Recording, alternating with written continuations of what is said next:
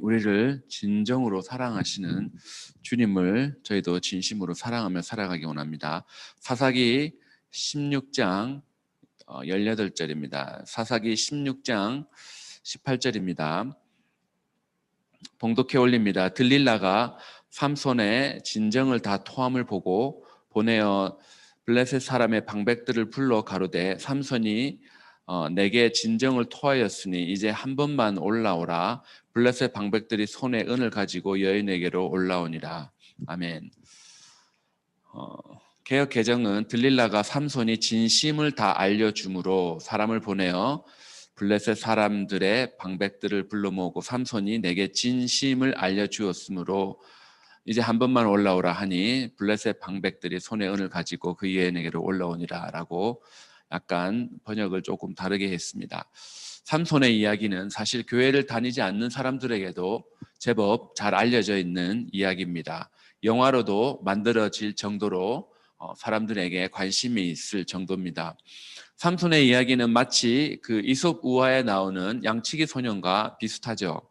양치기 소년의 경우는 거짓말을 이렇게 여러 번 하고 정말 진짜를 말했을 때 그가 희생양이 되었습니다.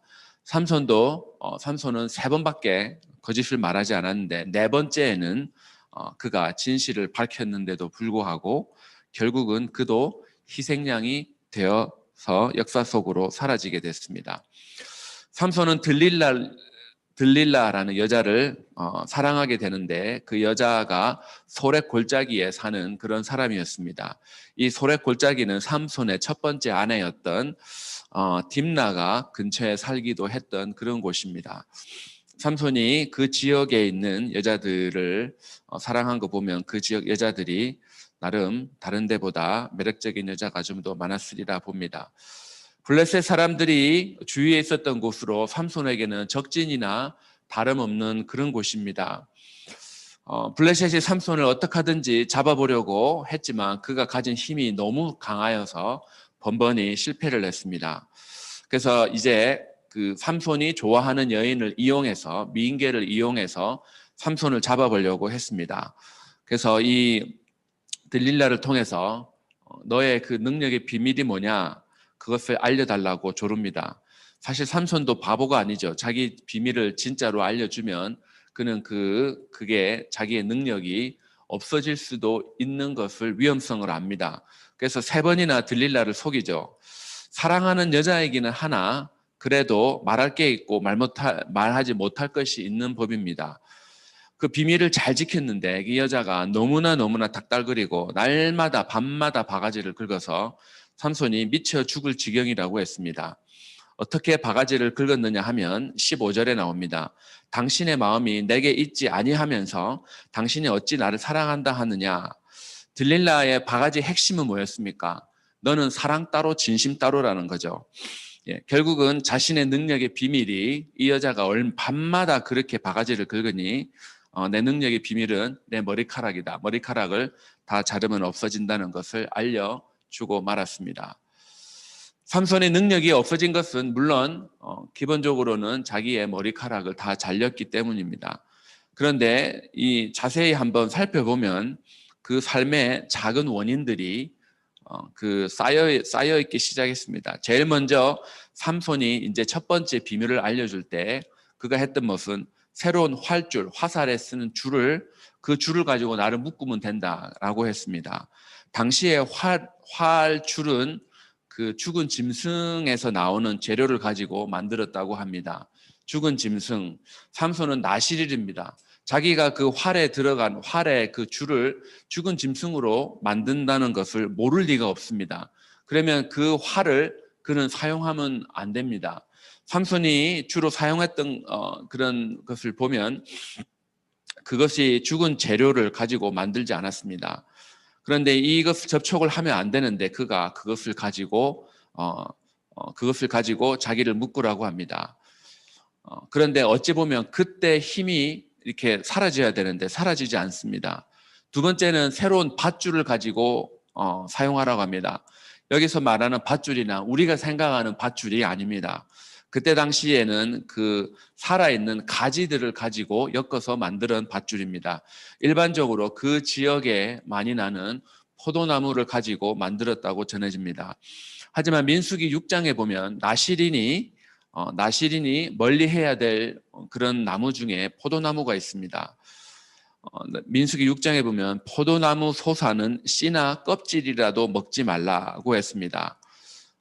씨나 껍질이라도 거기서 포도나무에서 나오는 거는 그 어떤 것도 먹지도 말고, 그리고 사실은 멀리 해야 됩니다. 그런데 그것을 알고 있으면서도 그는 그렇게 자기를 묶으라고 합니다. 그런데 그 법을 어겼는데도 여전히 힘을 가지고 있습니다. 신기하죠. 작은 것에서부터 자기가 가까이 하면 안 되는 것들인데 벌써 그때부터 그는 그것들이 작동하지, 저렇게 해도 작동이 내가 힘이 여전히 가지고 있네. 그러니까 저 법이 나에게 작동되지 않는구나. 그것을 알게 되었습니다. 그런데 할 수 없이 저 여자가 너무 닥달거리니까 그가 자기의 비밀을 알려주고 합니다. 혹시 압니까? 내가 이것을 말을 해도 여전히 첫 번째, 두 번 내가 계속해서 했던 것보다 여전히 내게 힘이 남아있을 것 같다. 그런 혹시나 하는 기대 속에 분명히 알려주었을 것입니다. 들릴라는 자기가 동원할 수 있는 모든 것을 다 동원했습니다. 성적으로 유혹하고 그의 육체만 조종한 것이 아니라 그의 마음까지, 결국에는 그의 영혼까지도 그녀는 조종을 해서 삼손을 실족하게 만들었습니다. 들릴라가 삼손을 무너지게 할 수 있었던 결정적인 이유, 삼손 쪽에서 보면 자기가 넘어졌던 실패의 이유는 바로 진심을 빼앗고 또한 진심을 빼앗겼기 때문입니다. 들릴라가 3번 허탕친 다음에 블레셋 사람들이 이렇게 알려줬습니다. 17절에 보면 삼손이 진심을 드러내요. 18절에는 삼손이 진심을 다 알려주므로, 처음 3번 유혹이 왔을 때는 그때까지만 해도 삼손은 진심을 드러내지 않았습니다. 마지막까지 지켜야 하는 것이 바로 진심이었습니다. 그런데 사탄은 그 꼴을 보지 못합니다. 꼭 그것을 이용을 합니다. 결국에는 넘어지게 만들죠. 삼손은 나시린입니다. 구별된 사람입니다. 우리는 예수를 믿는 크리스찬입니다. 삼손은 블레셋에 대항해서 싸우기도 했습니다. 나시린으로 그는 살았습니다. 저희도 예수 믿는 사람으로서 예배를 드리고 기도도 하고 심지어 헌금 또한 합니다. 삼손이 들릴라를 사랑합니다. 저희도 하나님을 사랑하지만 at the same time 예배당 안에서만 하나님을 사랑하고 예배당 밖을 떠나서는 나는 세상도 사랑하는 그런 존재로 살아가는 것이 혹시 우리들은 아닐까요? 하나님 사랑 따로, 그리고 진심 따로. 하나님 사랑한다 그러지만 진심은 또 다른데 혹시 있지는 않겠습니까? 삼손처럼 사랑 따로 진심 따로이듯이 그리스도인의 삶이 따로 있고 밖에 나가서 사는 삶이 따로 있는, 교회 안에서 신앙생활 할 때의 삶이 따로 있고, 그리고 밖으로 보여지는 그냥 아무도 교회하고 상관없이 살아가는 나머지 6일의 그런 시간 속에 나만 가지고 있는 그런 삶이 혹시 따로는 아닌가요? 로마서는 우리의 삶이 하나님께 드릴 영적 예배라고 했습니다. 사랑 따로 있고 마음 따로 있었던 삼손에게서 들릴라는 어떻게든지 그것을 알아냈습니다. 그런데 들릴라가 처음 3번과 이번 4번째를 어떻게 구분을 했겠습니까? 물론 성경에는 나오지 않습니다. 근데 우리가 만약에 들릴라라면 이 사람이 처음 3번 말할 때 하고, 아니면 지금 나한테 4번째 말할 때 하고, 4번째 말할 때 진심인지 아닌지 그녀가 어떻게 알 수 있었겠습니까? 한번 상상을 한번 해보십시오. 물론 말도 그렇게 했겠죠. 그러나 어쩌면 그녀가 보았던 것은 그의 눈이 혹시 아니었겠습니까? 저 남자를 조종할 줄 아는데, 들릴라가 남자를 잘 조종할 줄 아는데 그 눈을 보고 그가 하는 말을 보니까 이놈이 이번에는 진짜를 말하는구나. 바로 진심이었습니다. 하나님이 지금 두 눈을 부릅뜨시고 우리의 눈을 보시고 너나 사랑하니? 라고 물어보신다면 나 주님 사랑하죠. 이렇게 우리 대답을 할 겁니다. 그런데 하나님이 계속해서 또 계속 쳐다보시면서 너나 사랑하니? 라고 계속해서 질문을 한다면, 너 나 말고 또 사랑하는 거 있잖아 라고 물어보신다면 우리는 어떤 대답을 할 수 있겠습니까? 아브라함이 이삭을 묶어놓고 칼을 들었습니다. 정말로 죽이려고 칼을 들었습니다. 그때 하나님이 이렇게 말씀하시죠. 내가 이제야 네가 나를 경외하는 줄 알았도다. 하나님이 바보입니까? 하나님이 진짜 아브라함이 하나님을 경외하는지 경외하지 않는지, 진심으로 하나님을 섬기는지 그거 하나님이 몰랐겠습니까? 그러면 이 구절이 어찌 보면 하나님이 몰랐다는 것을 강조하는 표현이 아니라 아브라함이 그때서야 진심으로, 독자 이삭까지도 포기할 정도로 그는 하나님을 진심으로 사랑했다는 것을 이제야 아브라함이 어찌 보면 스스로 알게 된 그런 시간이 아니겠습니까? 저희들의 진심은 어디에 있습니까?